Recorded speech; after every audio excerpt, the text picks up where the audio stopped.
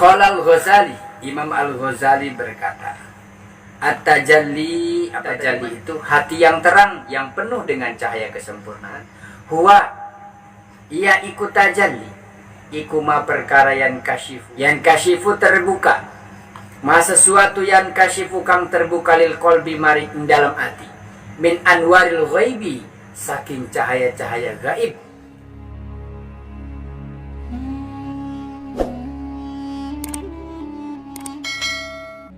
Tamilu lan mengku ayuroda yang tangarapakan bitajalli kelawan cahaya sempurna. Huna al-mutajalli maksudnya adalah zat yang maha sempurna. Wahuwa lan utawi zat al-mutajalli yang sempurna adalah Allah subhanahu wa ta'ala. Wahuwa yuwafikun, wahuwa lan utawi Allah iku yuwafikun, zat yang memberikan taufik, petunjuk yang kemarin sudah kita bahas. Jadi inkisyaf, istilah yang kita sering dengar dalam thariqah itu mukasyafah, melihat tanpa harus membuka mata, melanglang buana, bepergian ke langit, ke dasar lautan, ke ujung timur, ke ujung barat, utara, selatan, tanpa harus bergerak, menginginkan sesuatu tanpa harus berkata.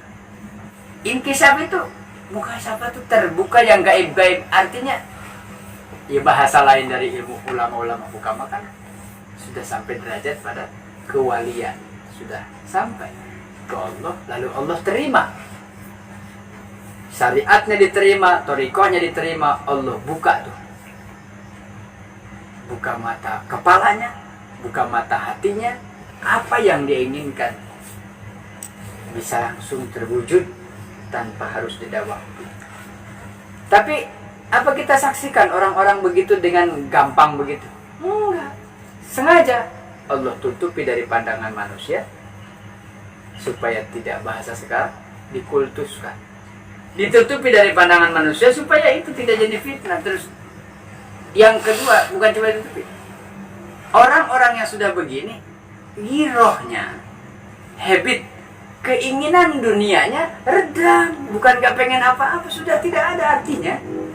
Bukan pakai aduh masa rumahnya begini Pak Ustadz atau Syekh, kenapa tidak minta saja sama Allah gedung yang mewah untuk dengan cara gimana, khodam kan banyak, apa pindahkan saja istana-istana ke sini seperti dulu terjadi pada Nabi Sulaiman kepada Ratu Balkis. Itu kalau beliau mau berkehendak, minta, ingin, ya Allah teng bina hatena teng gitu dah. Nggak usah nunggu lama, sekerjap. Dan fitnahnya apa? Lalu orang memuja-muja, semua orang datang. Sekarang, dulu aja tidak ada medsos viral, nah sekarang ada medsos apa lagi? Hebat Pak Ustaz. Kenapa? Hebat Pak Kiai itu, viral. Nah ini yang dijaga tuh kan itu. Semakin orang itu takorub, dekat dengan Allah, sudah wusul, semakin keinginan dunia sirna. Ini gambaran tentang nanti di surga yang saya pernah cerita dalam kitab Syarfu Ummatil Muhammadiyah, bahwa ketika penghuni surga itu menikmati seluruh fasilitas yang Allah siapkan di surga, lalu Allah bertanya, apa yang kalian inginkan di sini? Lalu dijawablah, sudah semua.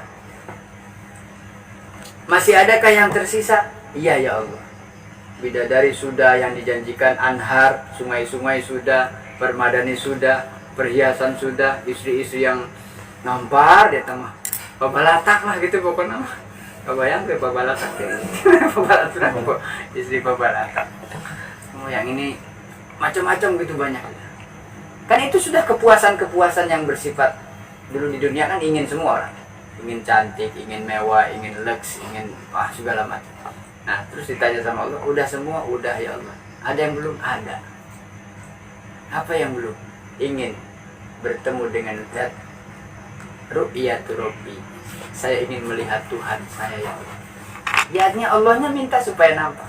Orang-orang semua penghuni surga dia malah bersujud. Kata Allah, irfa' ru'usakum, angkat kepala, bangun. Ini bukan lagi tempat bersujud. Sekarang akan aku berikan apa yang kalian inginkan sesuai janjinya. Innallaha la yukhlifu. Lalu Allah tampakkan tuh, suruh membuka matanya, lalu kemudian bersujud lagi. Setelah bersujud, suruh bangun lagi.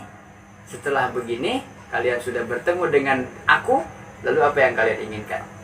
Sudah tidak ada giroh lagi. Jadi bidadari sudah nggak ada artinya, gedung-gedung mewah di surga sudah tidak ada artinya. Yang ingin itu apa? Cuma satu. Makanya Rabi'ah al-Adawiyah cuma berharap bertetangga sama Allah saja sudah. Mau di mana yang penting mah sama Allah. Nah, kita kan mah sudah ya. Pengennya surganya Darussalam. Tadinya mah pengennya Firdaus, temanku saya diturunkan sama keluarga Allah. Turunkan saya. Firdaus pengennya di sini. Nanti kan Allah berikan kemuliaan itu. Allah yang kasih nanti tingkat-tingkatannya. Nah, ini kan dalam ya minimal kan sudah masuk ke jalannya. Jalannya sudah benar nih kan? Sudah benar jalannya. Jangan sampai salah jalan lagi maksudnya. Kalau jalan hari sudah benar sudah di sana sini sampai. Usul ilal Bekasi. Sampai ke Bekasi. Tujuannya emang kemana? Tujuannya kemana? Bekasi. Niat dari sana ke Bekasi kan? Sampai ke Bekasi kan? Nah, kenapa sampai ke Bekasi? Karena Haris punya alatnya, kendalanya ada, jalannya tahu. Nah, toriknya tahu. Torik apa tadi? Torik Indramayu.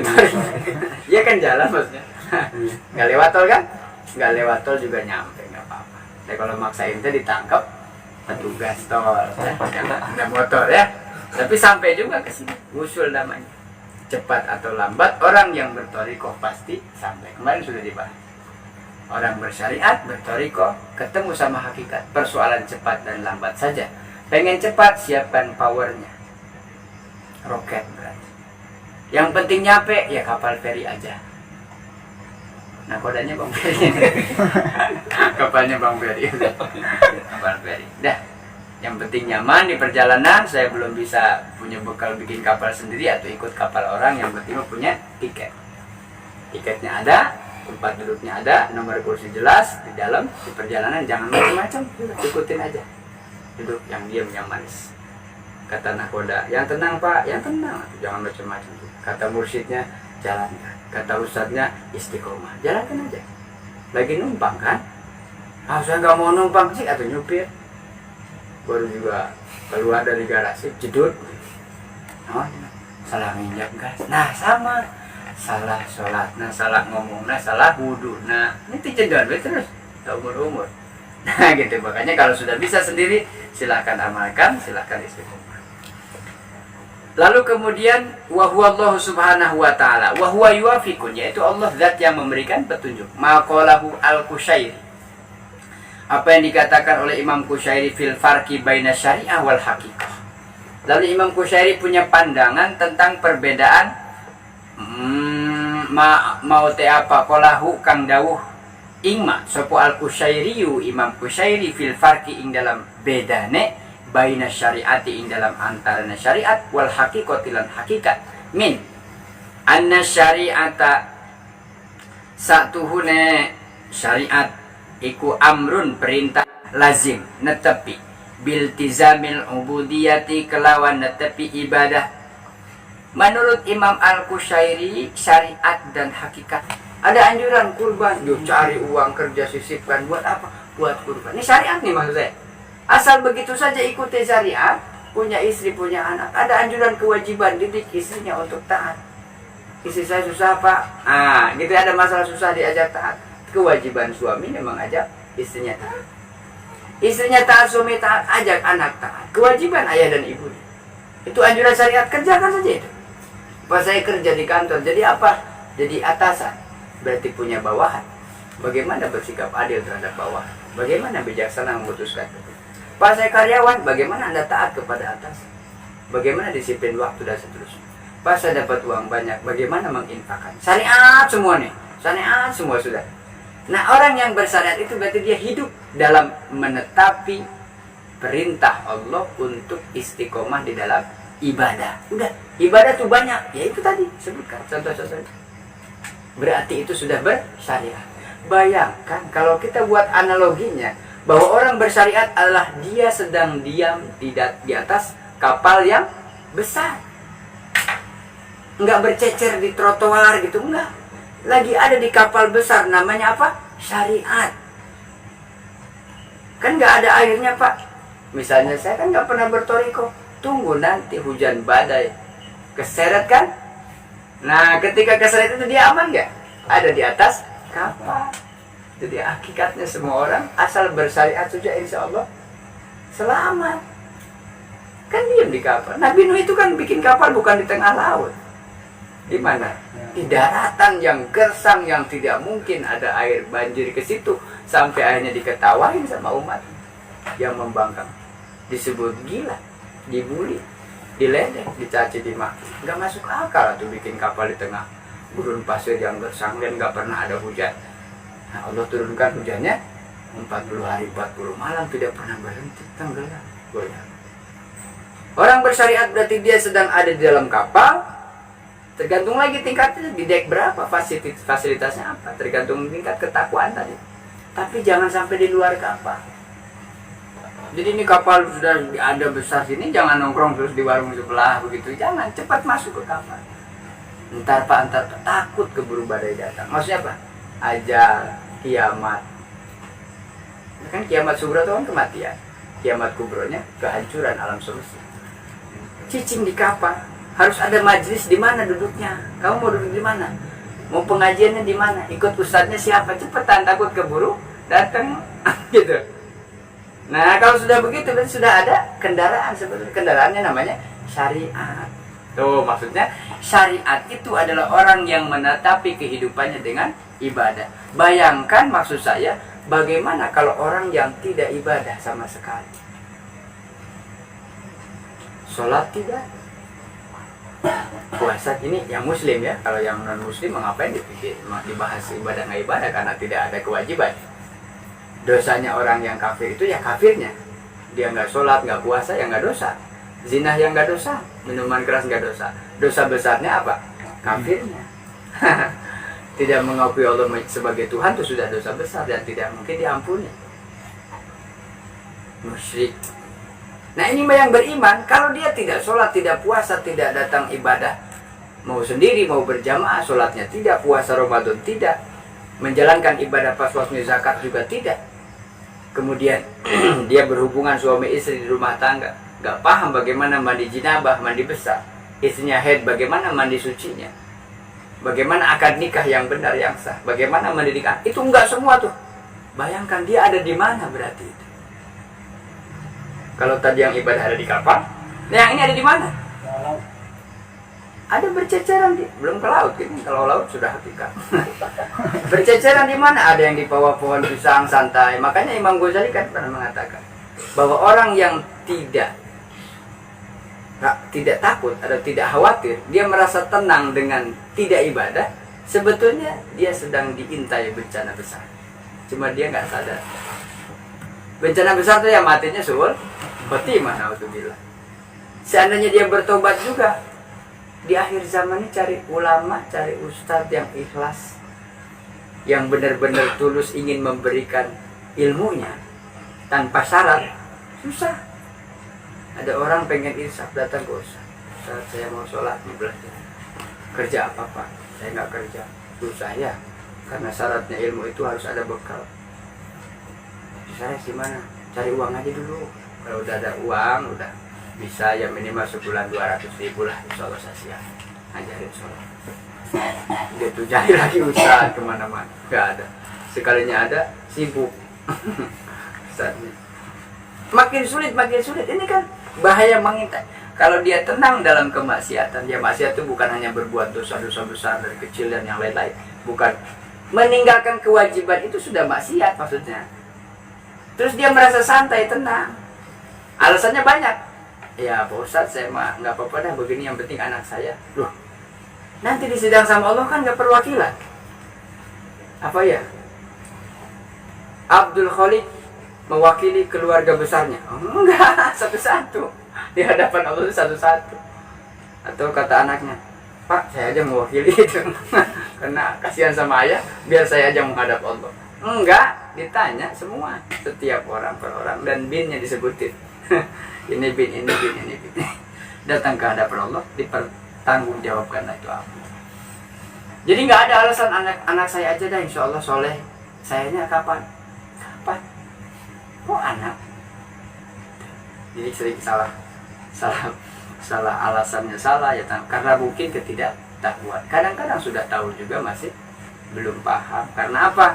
Itu tadi, hawa nafsunya lebih mendominasi daripada cahaya ilahi. Cahaya Allah redup. Kenapa? Karena salah satu penyebabnya adalah tidak hati-hati, maksiat, berbuat dosa, istiqomahnya bukan dalam taat. Nah itu yang menjadikan hijab untuk bisa buka syafah tuh berat. Bagaimana bisa terbuka yang gaib-gaib itu?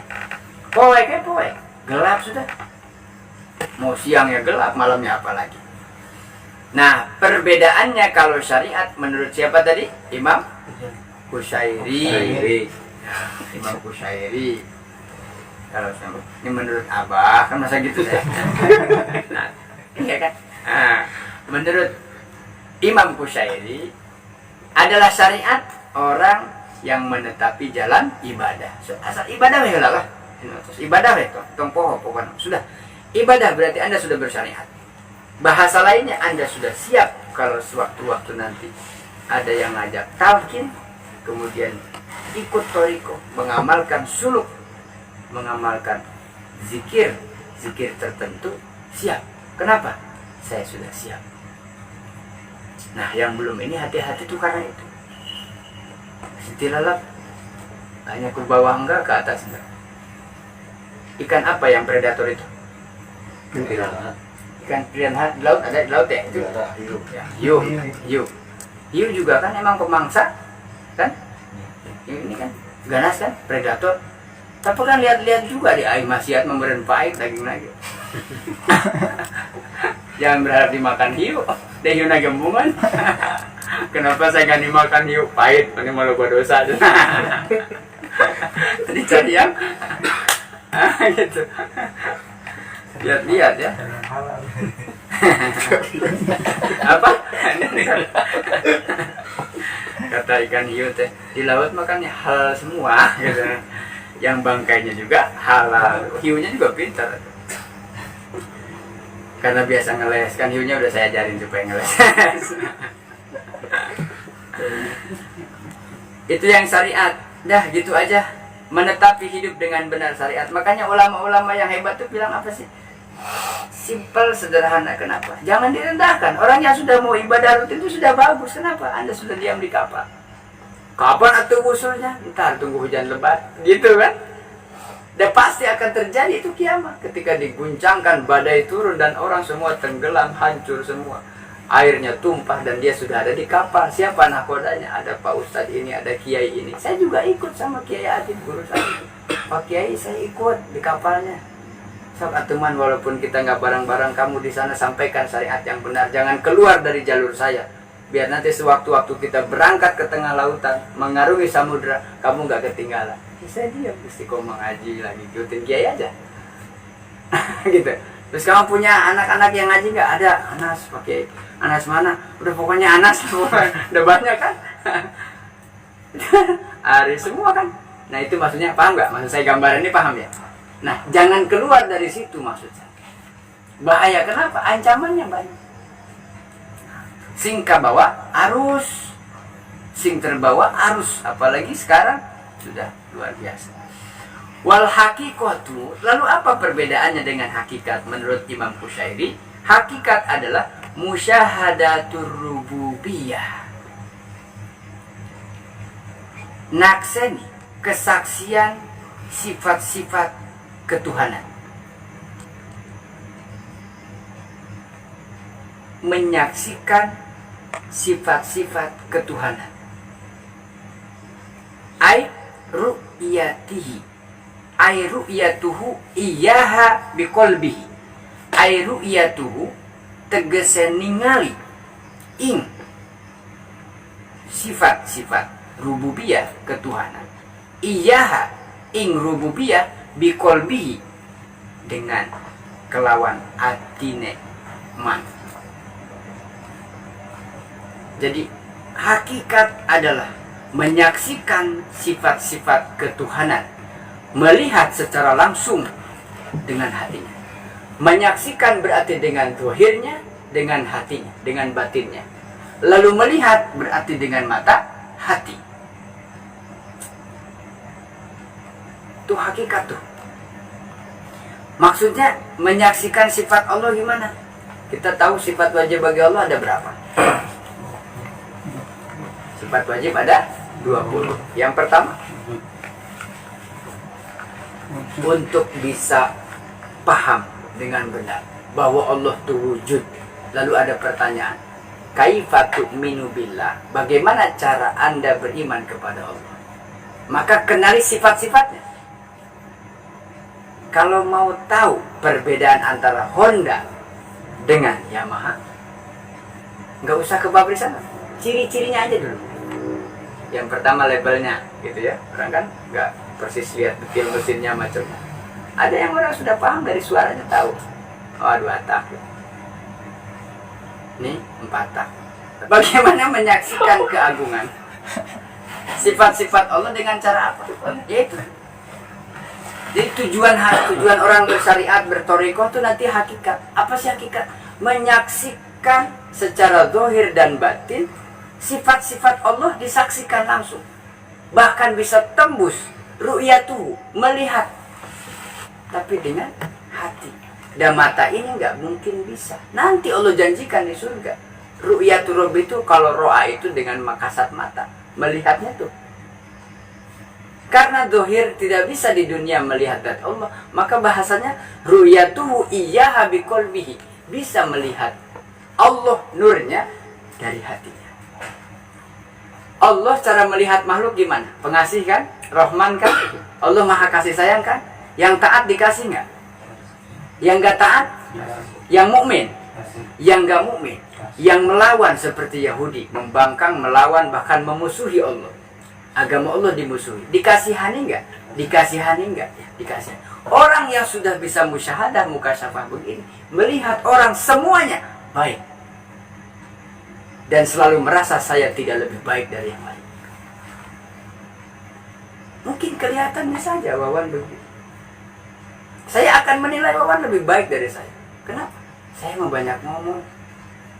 Orang banyak ngomong kan biasanya banyak salah. Wawan mah diem aja. Tapi kan kalau diamnya ngeselin bisa.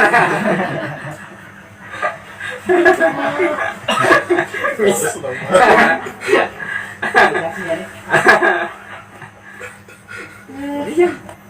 Ya minimal kan dosa mulutnya berkurang. Ya. Nah saya banyak ngomong. Orang Sunda biasa basa-basi. Seueur sahur sok seueur lepat. Banyak ngomong gitu walaupun ngaji kadang kan banyolnya suka nggak kekontrol, makanya saya suka belajar gimana supaya jangan sampai ngurusin yang bukan urusannya tuh. Takut keceplosan, apa aja diomongin. Itu yang berbahaya. Fokus aja. Sedikit canda biar nggak ngantuk, tadi ketawa masuk lagi. Seolah-olah lagi bercanda. Tapi kan yang dilakukan yang sedang kita renungkan amalan hati. Orang yang sudah menyaksikan makhluknya dengan pandangan Allah tuh siapa? Yang mereka yang sudah wusul. Semuanya baik di matanya, tidak ada yang beliau-beliau mereka memanfaatkan apa perannya sebagai apa pengayom umat, menjaga stabilitas negara. Tenang Pak, harga naik ada buat belinya, tapi Pak ada buat beli bensin, ada nggak suka dorong gitu kalau kerja karena nggak ada buat beli, ada masih ada bisa beli bensin, bisa. Alhamdulillah dah, itu aja dulu. Tapi pakai kan lagi ya sabar, namanya juga hidup kan nggak ada yang sempurna, ntar juga ada lagi. Ini Bang Holik yang tanya marah semua. Iya ya Pak ya, sabar. Diajak syukur sama saya, mendingan tuh. Aris, kan di kampung belum ada kerjaan lagi. Berusaha semaksimal mungkin mempertahankan hidupnya. Sholat masih, tapi kan. Ya Alhamdulillah. Banyak orang yang karena nggak ada kerjaan, dia sudah nggak sholat. Kenapa? Sama aja, sholat mah kagak juga. Katanya berkah, panas saya dengerin kata-kata berkah. Istiqomah, panas saya istiqomah. Capek hati istiqomah, mana hasilnya? Saya mau buktikan inilah hasilnya istiqomah. Ya kita ini maksudnya, bukan saya. Bukan saung, bukan yang bilang saung. Hasil istiqomah itu adalah tidak pernah kita kehilangan peluang untuk menambah ilmu.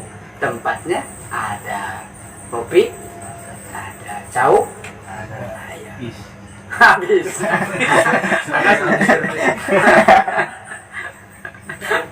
Diam. Sehat. Makin nambah imannya. Itu maksudnya bersyukur atas itu. Bukan nggak mau peduli urusan. Karena apa? Masing-masing sudah ada bagiannya. Mainkan perannya masing-masing. Punya istri, punya anak. Ku anfusaku wa ahliku. Jaga ya keluarganya. Awas loh, ini lagi COVID. Jangan sampai gara-gara ada apa? Virus wabah seperti ini lalu putus asa, kemudian berserah tawakal tanpa berusaha. Sabar. Takut nanti gimana kerja, nanti makan apa. Udah berapa tahun COVID? Ini mengancam ekonomi kita. Masih sehat kita, masih hidup kan? Masih seperti yang dulu, bahkan mungkin bisa lebih bagus ibadahnya atau peluangnya atau pekerjaannya. Tapi faktanya ada yang meninggal. Illa qad katabahullah. Semua sudah ada tulisannya di Allah. Daftar yang meninggal tahun segini Allah sudah punya. Gak ada Allah, gak dadakan gitu meninggal. Kata tahu bulat. Ini kan orang yang sudah ada di genggaman Allah. Sudah semua ada tulisan. Kok banyak? Atau kuma Allah dan Allah. Tsunami itu cuma 2 jam, habis 50.000. Bisa nggak Allah begitu? Bisa. Ini juga banyak, tiap hari 5, dicicil ya. Dicicil. Nah kita nih yang masih sehat, berarti Allah beri kesempatan buat apa? Bukan tenang-tenang katanya saya malah alhamdulillah, nggak usah pakai masker, nggak usah jalan. Bukan, syariatnya tetap maksimal. Masjid sediakan saja alat cuci tangannya, siapin aja deh, gampang. Masker banyak, pakai aja. Usah keluh kesah begitu nggak usah. Riweh. Akhirnya ngurusin urusan yang bukan urusannya, urusan sendirinya. Kelewat, ketinggalan. Kewajiban sendirinya lupa, nggak sholat, udah nggak belajar, nggak mau ngaji, nggak hadir di majelis. Urusin apa sih? Urusin COVID. Ada yang bidangnya kan masing-masing. Kalau sudah sampai pada hakikat, menyaksikan sifat-sifat ketuhanan wujud, contohnya. Ini kan sudah belajar tauhid, mungkin yang pernah di pondok kan, tauhid gitu ya. Aqidatul Awam itu penting, kenapa? Itu menanamkan tauhid. Abda'u itu tauhid. Satu saja sifat Allah dipelajari seumur hidup, nggak bakal selesai. Sifat wujud. Terjadinya virus yang begitu hebat, itu bukti adanya Allah yang Maha Kuasa. Percaya nggak? Yakin nggak? Ini kenapa? Bukti bahwa Allah ada, salah satunya adalah ada virus corona. Bukti bahwa orang yang kena virus kemudian sembuh lagi, itu bukti bahwa Allah ada dan Maha Kuasa. Katanya kalau udah nggak ada rasa, sudah begini indikasinya, tanda-tandanya, ya udah ini 14 hari ya isolasi. Sekarang udah berapa hari? 13. Wah besok Pak, siap-siap aja. Aduh, cuma ini benar. 14 hari ada yang diperpanjang isolasinya. Diperpanjang 14 hari lagi. Jadi berapa? 28 hari. Ada diperpanjang. Sudah dinyatakan sudah steril, sudah sehat, tidak ada lagi swab, terus vaksin sudah apa sudah. Sudah baru ketemu, masuk kantor 2 hari, dites positif lagi, balik lagi isolasi lagi. Itu bukti adanya Allah. Ada juga yang meninggal, yaitu bukti adanya Allah. Jadi Allah tahu. Memang yang mencabut roh selain Israel siapa? Ada malaikat lain. Ada yang meniru-niru pekerjaannya Israel siapa gitu? Ada enggak? Ada itu Pak yang kemarin bawa pisau di jalan, dibegal terus ditusuk, dia tuh ngebunuh. Yang ngebunuh dia tuh cuma nusukin aja ke dalam perut, begitu. Ada nggak yang ditusuk nggak mati? Ada. Banyak, buktinya ada yang nggak mati. Berarti yang mematikan siapa? Jadi Allah tahu nggak kalau ada yang mati itu? Itu berarti wujud Allah tuh ada. Terus ada juga orang yang habis makan bukannya sehat, kalah sakit. Nah kenapa? Jadi semua yang kita jalani ini sebatas syariat aja. Terus yang kedua, kidam misalnya. Kidam itu apanya? Maha dahulu. Duluan mana? Virus sama Allah. Jadi yang bikin virus itu siapa? Masa virus ada sendiri, datang sendiri? Itu kan kayak kejadian debat ulama dengan seorang ateis. Bahwa tidak ada Tuhan itu. Lalu dia buktikan, ngajak debat dengan dalil. Nah, ketika waktunya ditentukan, kami ingin debat terbuka, disaksikan banyak orang. Lalu si ulama ini kemudian sengaja memperlambat kedatangannya.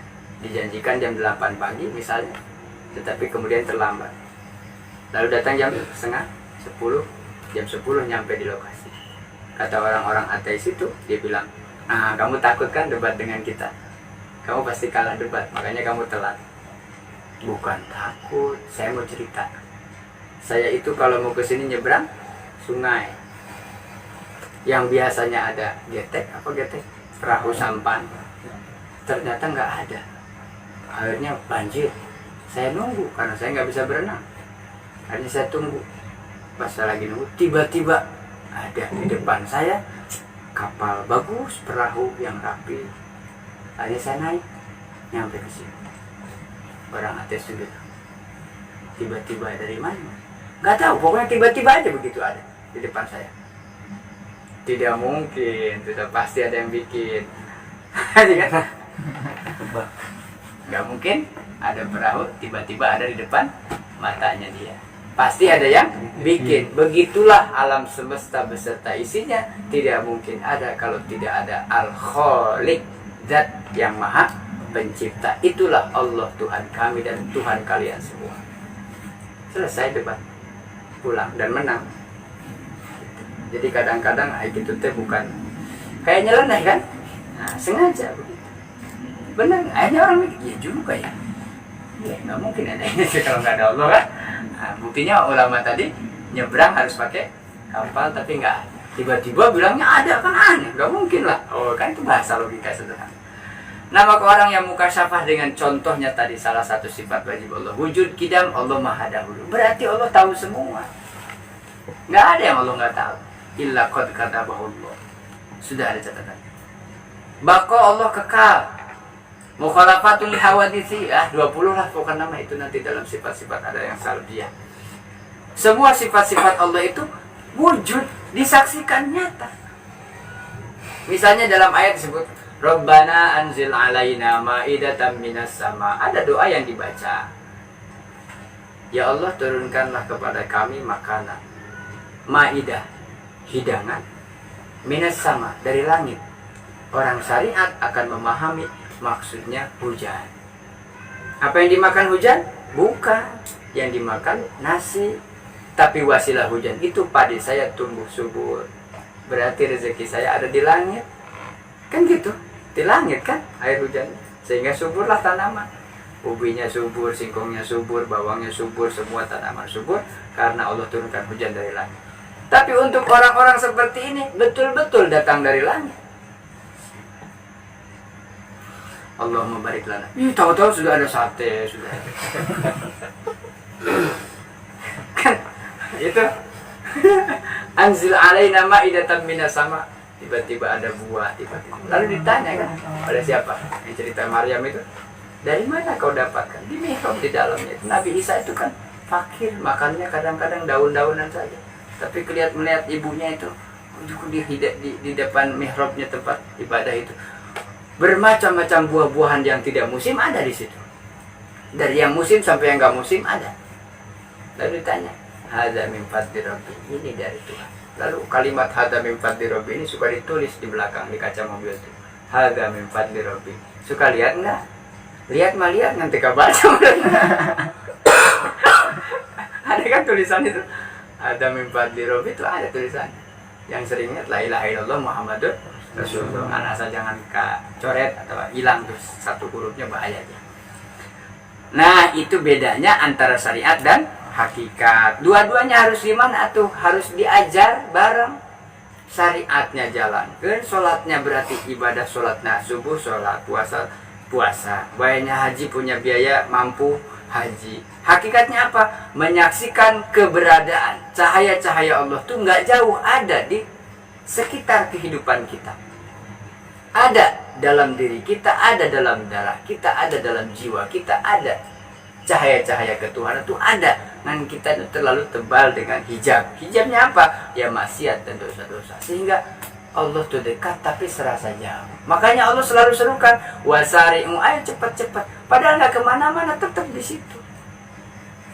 Waktu orang ini maksiat di situ, waktu orang ini ibadahnya di situ. Ya kemana-mana. Tapi dimensinya, catatan amalnya, dia berbeda-beda. Ada dosa, ada pahala, dosa pahala, dosa pahala. Kalau dihitung-hitung itu banyak mana, ditimbang-timbang. Kapan? Hasibu qabla an tuhasabu. Harusnya dievaluasi sebelum nanti dievaluasi beneran di akhirat. Sebelum dihisab kita hisab hari ini. Kemarin kita dapat pelajaran apa? Hati-hati. Hati-hati bicara, hati-hati berpikir, hati-hati bersikap. Hati-hati, hati-hati. Nah itu maksudnya apa? Supaya mengurangi tadi. Firman belum bisa ke tengah laut atau pelan-pelan aja dulu. Lihat. Kang, cenah ada gede ombaknya. Balik dewe. Mau ke maksakeun. Tenanglah Kang, pokoknya ulah gitu nekat. Tapi masih mending kalau mau nurut mah. Saya lihat, oh iya gening Bang. Ombaknya besar, saya tarik aja dari sini kapan. Ayo mundur lah, tarik. Ikat lagi aja. Ntar tunggu reda. Ayo nusok. Nekat. Tenang Kang, gak siap pokoknya. Pek, olangan kali itu. Ayo kali itu teh kakak 2 kilo. Mana kapal lagi? Oh, neta kan bulut, nggak tahunya sudah di dalam di dalam. Kang, tulungan, cina tulungan, Pak Ustadz, tulungan Pak Kiai, cina saya. Bisa nggak? Bisa. Sering datang di mimpi-mimpinya kalau Kiai itu di pesantren dengan murid itu dikabarin, disuruh ke pondok sama Kiai. Ada apa ya? Nyampe di pondok diceritakan lah mimpi. Bisa begitu. Makanya tawasul jangan lupa. Kan guru-guru ke tawasul. Ada tawasul itu wasilah. Nggak apa-apa sebutin namanya siapa. Langsung kosong lah. Nanti biar husul nyambung. Tawasul itu bahasannya dari salah satunya adalah sampai musasal sambung menyambung supaya sampai kepada Allah Subhanahu wa taala. Peperihan kita tidak punya nomor kontak langsung kepada Allah, yang minimal melalui perantaranya. Apa perantaranya? Katanya nggak usah ke ustadz, itu pendukung aja. Nggak usah ke kiai-kiai, itu wasilah aja. Yang paling jelas wasilah sampai kepada Allah adalah apa tadi? Iltizamil ubudiyah, sholat, nakal, tetap keangger, tetapi dalam ibadah. Sampai ke Allah setiap hari berapa kali ketemu Allah? 5 kali. Yakin? Yakin sudah begitu. Sudah ketemu Allah, sudah cerita. Nah, kalau Allah mah terus terang, ya Allah, saya sholat di padu kiwe, bisa-bisa tuh. Nah, ke Allah teteh, jangan ke orang. Ya Allah, saya sudah ibadah, tapi ya Engkau yang berhak menerima dan tidak. Jika kurang, maka sempurnakanlah. Itu makna dari doa Allahumma, yang saya sering baca itu doanya. Wa tammim taksirona, taqabbal minna. Ya Allah, terimalah sholat kami. Wa qiyamana, wa siyamana, wa qu'udana, ta'abbudana, wa khusyu'ana. Ujungnya apa? Wa tammim taksirona. Pasti banyak kurang ya Allah. Saya, jamaah-jamaah saya di semua, sayanya juga sama. Pasti banyak kurang. Wa tammim, sempurnakan ya Allah taksirna. Gimana yang saya ingin Allah sempurnakan? Birahmatika, kan Engkau maha kasih sayang. Dengan kasih sayangmu, sempurnakanlah kami yang banyak kurang ini. Itu tawadu ke Allah ya begitu. Nah kita yang di belakang makmum, ya amin aja males matu. Masa tuh maunya gimana? Doa sendiri enggak amin juga. Kenapa diem aja? Enggak amin. Kan Allah ngertiin atuh ah. Ya ngerti. Ya Allah tahu kalau kita lagi doa. Ya kalau gitu nggak usah berdoa juga Allah tahu. Kebuktinya kita nggak doa Allah kasih. Tapi Allah senang kan gitu. Diperintah untuk nih itu perintah. Berdoalah engkau kepadaku maka aku pasti akan kabulkan. Kosong kita apa. Al-i'rabu haqiqatu khobarun. Ini kalimat tentang kalimat. Ini berapa baris? 1, 2, 3, 4. Sama aja. 2 jam, 2 baris 2 jam. Sehalaman 2 jam ya sudah. Emang nggak ada selesai orang kita udah masuk ke laut. Ini ke timur ke barat. Tahu arahnya tadi? Tahu dari mana? Barat kan? Oh. Sudah masuk. Asal jangan tersesat ya. Maksudnya jangan sesat arah. Ini udah mulai masuk ke laut. Kita masuk ke hakikat. Artinya apa? Sudah ada yang menyelam duluan. Sudah ada yang belajar berenang dulu. Tapi tetap diikat. Jangan sampai lepas. Sama itu pelampung jangan lupa dipasang. Sekali waktu lupa gitu. Nah, itu pelampung jadikan sandaran. Jangan bersandar kemana-mana kepada Allah Subhanahu. Makanya minta perlindungan ke Allah. Ya Allah, saya mau bersyariat. Ya, saya mau ibadah. Bimbinglah saya supaya saya dipertemukan dengan guru ngaji yang bisa membimbing saya dalam kebenaran dalam ibadah taat. Nah, ya Allah, supaya saya dipertemukan dengan mursyid yang membimbing hati-hati saya yang keras. Ya Allah, pertemukan saya dengan hakikat sebagai tujuan hidup saya. Tambahin aja kalimat-kalimat begitu, bikin puisi masa nggak bisa. Di statusnya tuh itu tulisannya, jangan wahai malam sampaikan salamku. Nggak usah malam-malam, udah malam nggak bisa nyampein apa-apa kecuali tanda-tandanya saja. Wallahu alam. Al-Fatihah.